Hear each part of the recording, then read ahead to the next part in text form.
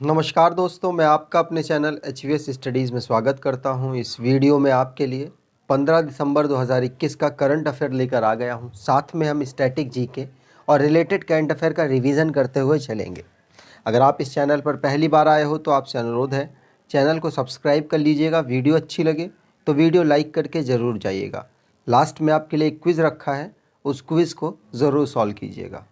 चलिए बात करते हैं लास्ट डे के क्विज़ की। तो क्वेश्चन पूछा गया था, who was the most searched person on Google in India 2021। तो आप सभी ने आंसर डिटेल में दिया था और सही दिया था। नीरज चोपड़ा 2021 में सबसे ज़्यादा सर्च किए गए गूगल पर, और दूसरे नंबर पर थे आर्यन खान। आगे बात करें, आज का पहला question, which state government setup general category commission. तो जनरल कैटेगरी कमीशन आप सुनते नहीं होंगे, आप सुनते होंगे schedule caste category, scheduled category commission या फिर ट्राइब कैटेगरी कमीशन, लेकिन आपने कभी भी जनरल कैटेगरी कमीशन ज़्यादा नहीं सुना होगा। कुछ लोगों ने सुना होगा जो रेगुलर काफ़ी टाइम से पढ़ रहे हैं। तो आपको बता दूं, ऐसा करने वाला हिमाचल प्रदेश हुआ है। अब इनकी मजबूरी क्या है, क्योंकि ये अपना ना जो निगम वाला चुनाव होता है, जो छोटे स्तर का चुनाव होता है, वो हार गए। अब उसमें इनको याद आया कि भैया हमने तो जनरल के लिए कुछ करना था, रोजगार वगैरह उनको नहीं दे पाए, महंगाई इतनी ज़्यादा हो रही है। तो इन्होंने आओ ना ताव देखा और जनरल कैटेगरी कमीशन को डेवलप कर दिया मध्य प्रदेश के तर्ज पर। मतलब ऑलरेडी मध्य प्रदेश में जनरल कैटेगरी कमीशन लागू है। मतलब जनरल कास्ट के जो पर्सन्स हैं उनकी क्या प्रॉब्लम्स है, उनको क्या क्या रिक्वायरमेंट है, किस तरीके का लॉ उनको चाहिए, ये इसके लिए कमीशन इन्होंने बनाया। और मध्य प्रदेश ने भी ऐसा बना रखा है, तो हिमाचल प्रदेश ने भी अब ऐसा बना दिया। क्यों बना दिया? क्योंकि आपको बता दूं 68% से ज़्यादा जो हिमाचल प्रदेश में लोग रहते हैं, मतलब वोटर हैं, वो कौन है? जनरल कैटेगरी के हैं। इसलिए हिमाचल प्रदेश के जो इस समय पर चीफ मिनिस्टर हैं, उन्होंने ऐसा अनाउंस कर दिया कि अब हम जनरल कैटेगरी के लिए एक कमीशन बना रहे हैं। ठीक है, समझ गए होंगे। इससे बेनिफिट में भी जनरल कैटेगरी को मिलने वाला है हिमाचल प्रदेश में। आपको बता दूं, इस कमीशन को का नाम रखा गया है सामान्य वर्ग आयोग, हिंदी में है, और इंग्लिश में जनरल कैटेगरी कमीशन। ठीक है, और इसको लागू कर दिया जाएगा फरवरी मार्च में, जब बैठक होगी उसके बाद इसको लागू कर दिया जाएगा अच्छे तरीके से। हिमाचल प्रदेश की बात हुई है, चुनाव होना है यहाँ पर, तो इसके बारे में भी जान लेना चाहिए। यूनियन टेरिटरी बना था 1956 में, स्टेट है 1971 में, कैपिटल इसकी शिमला समर की है, धर्मशाला विंटर की है, 12 डिस्ट्रिक्ट है, गवर्नर राजेंद्र अर्लेकर है और चीफ मिनिस्टर जयराम ठाकुर है। लेजिस्लेचर यूनिकैमरल है, जहाँ की असेंबली में 68 सीट है। आपको बता दूं, राज्यसभा की सीट यहाँ पर 3 आती हैं और लोकसभा की सीट 4 आती हैं। आगे बात करें, मैप पर देखें तो हिमाचल प्रदेश एक देश के साथ अपनी बाउंड्री को टच करता है, वो है चाइना। इंटरनल बात की जाए तो लद्दाख, जम्मू कश्मीर, पंजाब, हरियाणा और उत्तर प्रदेश, उत्तराखंड, इन राज्यों के साथ, इन 6 राज्यों और यूनियन टेरिटरी के साथ अपनी बाउंड्री को टच करता है। आगे बात करें, अगला क्वेश्चन है, who won the Abu Dhabi grand prix 2021 formula 1 driver championships. तो आंसर हो जाएगा, अबू धाबी की जो कारों की रेस हुई है उसको कौन जीत गए हैं? तो आंसर होगा मैक्स वर्स्टप्पन। मैक्स वर्स्टप्पन अबू धाबी की जो ग्रैंड प्रिक्स हुई है, जो कारों की रेस हुई है, उसको जीत चुके हैं। मैं आपको फिर से बता दूं, कारों की रेस टोटल होती है साल में 27। इस साल ऑर्गेनाइज कराई गई 22, और ये 22वीं है, मतलब ये लास्ट है। और 5 ऑर्गेनाइज नहीं कराई गई, कोरोना वायरस रीजन था। हो जाएगी। तो हमारी एक नई ई बुक आई है, अगर आप इसको परचेज करना चाहें आपके आने वाले एग्जाम के लिए, चाहे एनटीपीसी का हो, रेलवे ग्रुप डी हो, दोनों में मोस्ट इंपॉर्टेंट रहेंगी। 69 रुपीज़ की आपको दी जा रही है। इसमें सारे टॉपिक, ऑलमोस्ट जो भी इंपॉर्टेंट टॉपिक होते हैं वो आपके लिए हमने यहाँ पर कवर कर दिए हैं। अगर आप इसको परचेज करना चाहें तो आप इसको परचेज कर सकते हैं। मोस्ट इंपॉर्टेंट क्वेश्चंस का कलेक्शन है यहाँ पर, और सारे टॉपिक को ऑलमोस्ट कवर किया है। कुछ अंदर आपको इस तरीके से दिखने वाला है। ठीक है, चलिए आगे बात करें। और हाँ, आपको बता दूं, अगर आप इसको परचेज़ करना चाहते हैं तो डिस्क्रिप्शन बॉक्स में लिंक दे रखा है, वहाँ पर आप इसको परचेज़ कर सकते हैं। और कोई भी प्रॉब्लम हो तो वहाँ पर एक ईमेल दे रखा है, मतलब जीमेल है, उसमें आप मेल कर दीजिएगा, प्रॉब्लम आपकी सॉल्व कर दी जाएगी। ठीक है, चलिए आगे बात करें। अगला क्वेश्चन है, ग्लोबल हेल्थ सिक्योरिटी इंडेक्स 2021 जारी हुआ, जिसमें what is rank of India. तो इंडिया की रैंकिंग थी इसमें ग्लोबल हेल्थ सिक्योरिटी इंडेक्स में 66। याद रखिएगा, आने वाले एग्जाम में के लिए इंपॉर्टेंट है। ठीक है, यहां पर बात करें तो ग्लोबल हेल्थ सिक्योरिटी इंडेक्स में भारत की रैंक तो 66 है। टोटल देश कितने थे? 195 कंट्रीज यहां पर थी। अमेरिका इस पर टॉप पर है और उसके बाद ऑस्ट्रेलिया और फिनलैंड का नंबर आता है। ठीक है, इस रिपोर्ट को Bloomberg school of public health के द्वारा जारी किया गया है।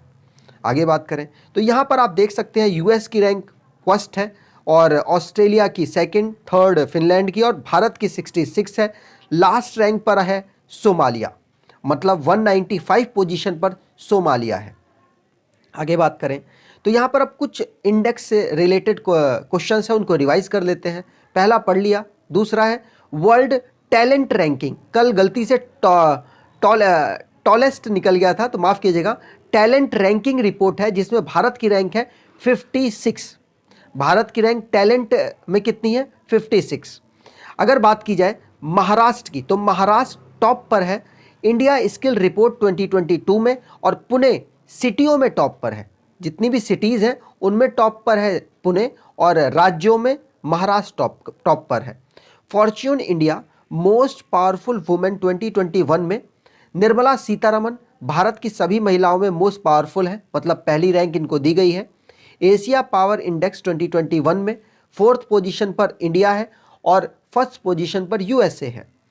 फाइनेंस मिनिस्टर निर्मला सीतारमन को 37 रैंक दी गई है Forbes 2021 world 100 most powerful women में, और पहले पोजीशन पर है मैकेंजी स्कॉट, जो कि अमेजन के जो पूर्व वाइफ थी, मतलब पहले की वाइफ थी, फॉर्मर वाइफ थी, तलाक वगैरह हो चुका है। अमेजन के जो मालिक हैं उनकी बात कर रहा हूँ। वर्ल्ड कोऑपरेटिव मॉनिटर रिपोर्ट 2021 में इफ्को टॉप पर है। नीति आयोग पॉवर्टी रिपोर्ट निकाली गई जिसमें बिहार पुअरेस्ट है और सबसे रिचेस्ट केरला है। शिमला टॉप कर गया है NITI Aayog inaugural SDG urban index में। आगे बात करें, अगला क्वेश्चन है national energy conservation day is celebrated on. तो आंसर यहां पर हो जाएगा 14 दिसंबर को, 14 दिसंबर को नेशनल एनर्जी कंजर्वेशन डे हर साल मनाया जाता है। यहां पर आपको ध्यान रखना है कि मिनिस्ट्री ऑफ पावर के द्वारा इसको मनाया जाता है और 1991 से इसे हर साल मनाया जा रहा है। ठीक है, चलिए आगे बात करें तो यहां पर डेज को रिवाइज कर लेते हैं। नीचे से स्टार्ट करता हूं। बीएसएफ ने 57th रेजिंग डे को 1 दिसंबर को मनाया। वर्ल्ड एड्स डे और नेशनल पॉल्यूशन कंट्रोल डे, और माफ़ कीजिएगा, वर्ल्ड एड्स डे 1 दिसंबर को और नेशनल पॉल्यूशन कंट्रोल डे और वर्ल्ड कंप्यूटर लिटरेसी डे 2 दिसंबर को मनाए गए। नेशनल इंडियन नेवी डे 4 दिसंबर को मनाया गया। इंटरनेशनल सिविल एविएशन डे 7 दिसंबर को मनाया गया। नेशनल आर्म फोर्स या फिर फ्लैग डे 7 दिसंबर को मनाया। ह्यूमन राइट डे 10 दिसंबर को मनाया गया। इंटरनेशनल माउंटेन डे 11 दिसंबर और नेशनल एनर्जी कंजर्वेशन डे कब मनाया गया? 14 दिसंबर को। याद रखना है, एग्जाम के लिए मोस्ट इंपॉर्टेंट है। अगर आप जनवरी से जून तक का करंट अफेयर कवर करना चाहते हैं तो इसके बारे में मैंने आपको हर वीडियो में बताया है। अगर आप इसको परचेज करना चाहें तो डिस्क्रिप्शन बॉक्स में लिंक दे रखा है, और बाकी सारे मंथ का करंट अफेयर हमने वीडियो के माध्यम से आपको करा दिया है। आगे बात करें, अगला क्वेश्चन है who win FIDE world chess championship.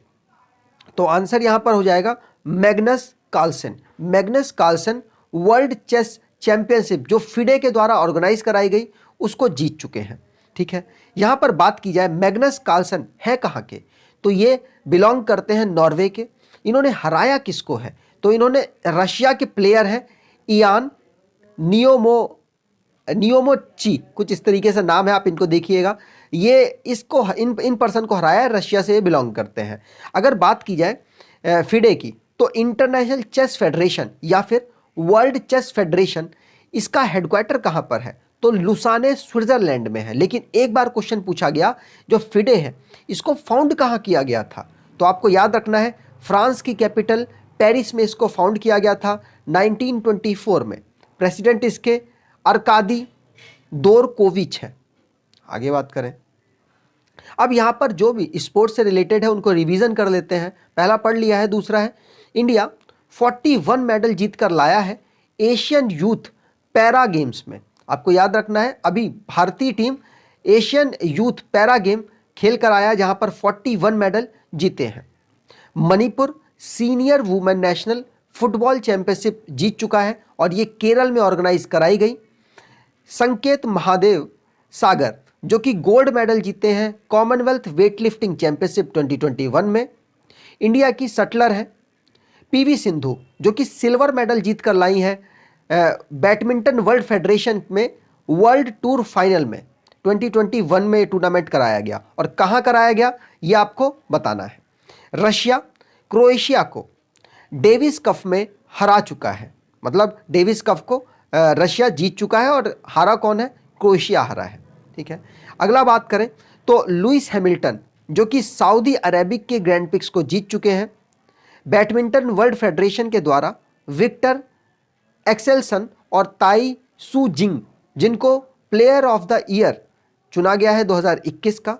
Argentina ने जर्मनी को हराकर जूनियर हॉकी वर्ल्ड कप को अपने नाम कर लिया है और ये जो टूर्नामेंट है इसको भारत के भुवनेश्वर में ऑर्गेनाइज कराया गया। मतलब भारत की जो ओडिशा है, ओडिशा की जो कैपिटल भुवनेश्वर है वहाँ पर इसको ऑर्गेनाइज कराया गया।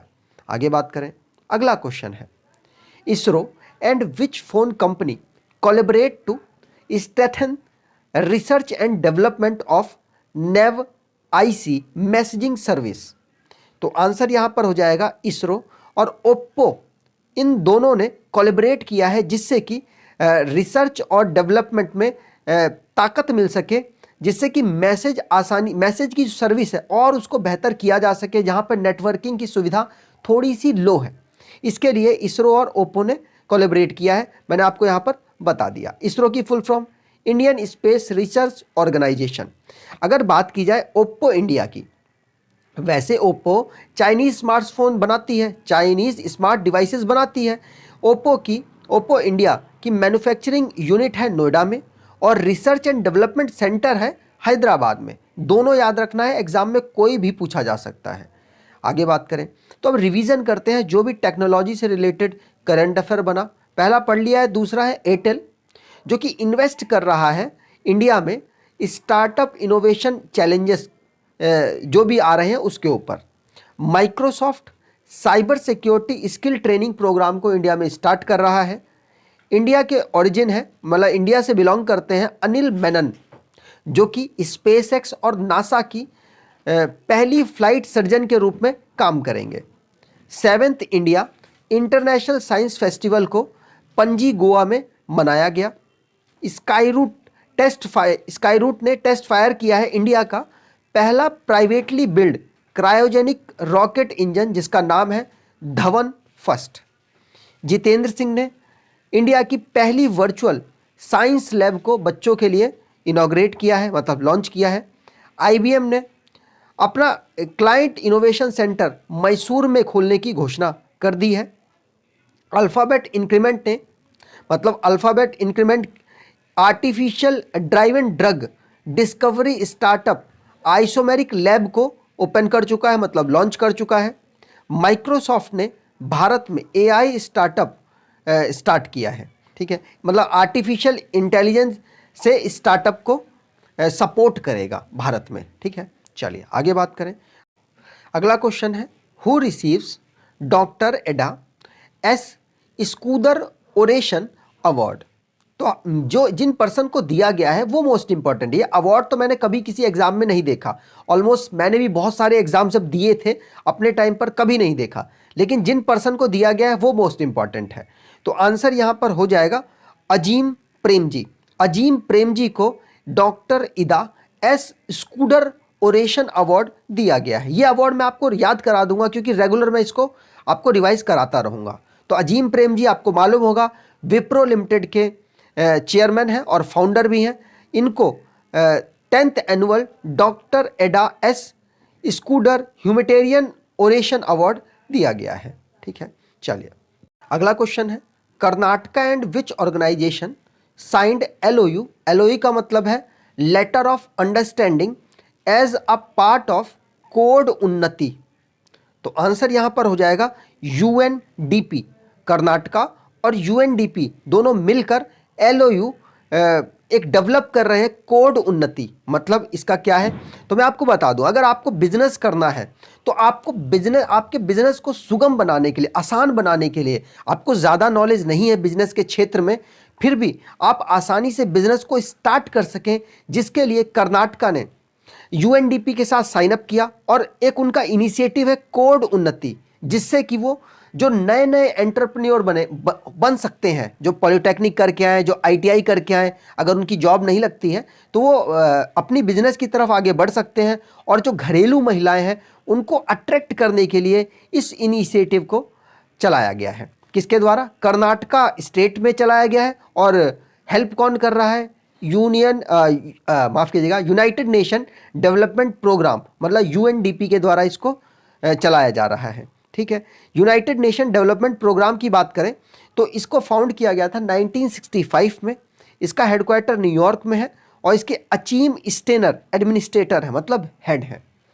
आगे बात करें, अगला क्वेश्चन है, which country become first country to transition to 4.5 day work week. मतलब ये सबसे बेहतर होता है, मेरे को तो सबसे बढ़िया लगता है कि मान लीजिए 7 दिन है आपके पास, 7 दिन में से बहुत लोग बात करें 5 दिन की जो जॉब हो ये की जाए। और भारत में तो आपको पता होगा कि 5 दिन वाली जॉब चलती है, गवर्नमेंट के कुछ ऑर्गेनाइजेशन है जो 5 दिन की जॉब कराते हैं। लेकिन अब क्या भारत में चल रहा है कि भारत में 4 दिन काम कराया जाए, 3 दिन काम ना कराया जाए। लेकिन पहला देश बन गया यूएई, जिसने अपने यहाँ के वर्कर के लिए ये कर दिया कि आप 4 दिन नहीं, आप 4.5 डे काम करें, मतलब 4.5 दिन काम करें और 2.5 दिन आराम करें। अब ये कैसे होगा? टाइमिंग का हेरफेर किया जाएगा। तो 4.5 दिन की जो वर्क